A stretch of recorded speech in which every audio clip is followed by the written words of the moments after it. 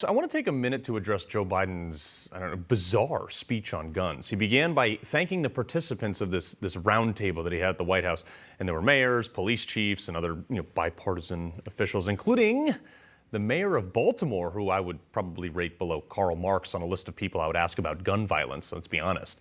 Baltimore is one of the highest rates of gun violence in America.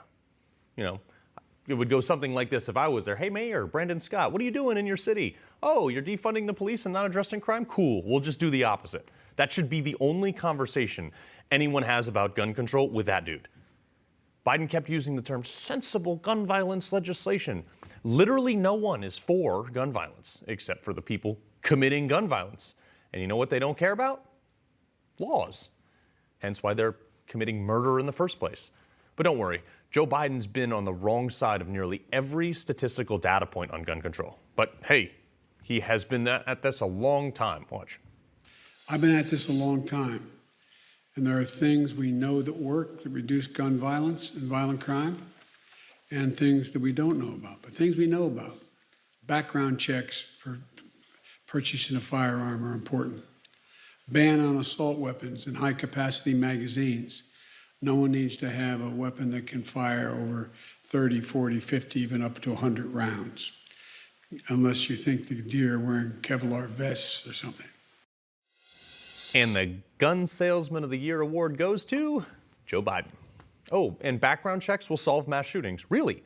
Because I can name about a dozen mass shootings where guns were acquired through legal background checks. I own a lot of guns. Every single one of them has been purchased with a background check.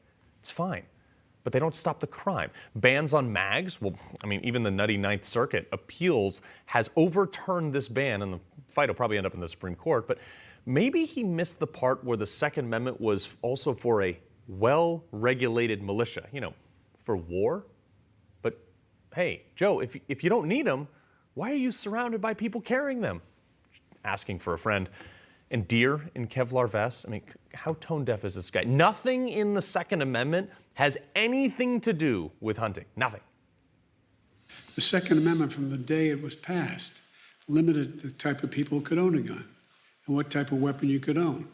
You couldn't buy a cannon. Those who say the blood of patriots, and all the stuff about how we're going to have to move against the government. Well, the tree of liberty is not water with the blood of patriots. What's happened is that there never been, if you wanted to think you need to have weapons to take on the government, you need F-15s and maybe some nuclear weapons. Let me give some advice to the White House comms team. Keep the microphone away from this guy. He talked, what types of people can own guns? When the Second Amendment was written, you know who couldn't own weapons, Joe? Enslaved black people. You see where his head's at? That's how he thinks. This guy is literally living in pre-civil rights mentality. Oh, and a cannon?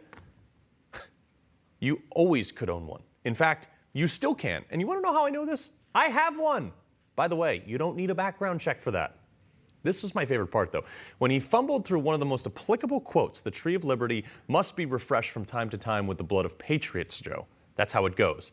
That is literally the definition of the Second Amendment, to fend off tyranny and maintain liberty.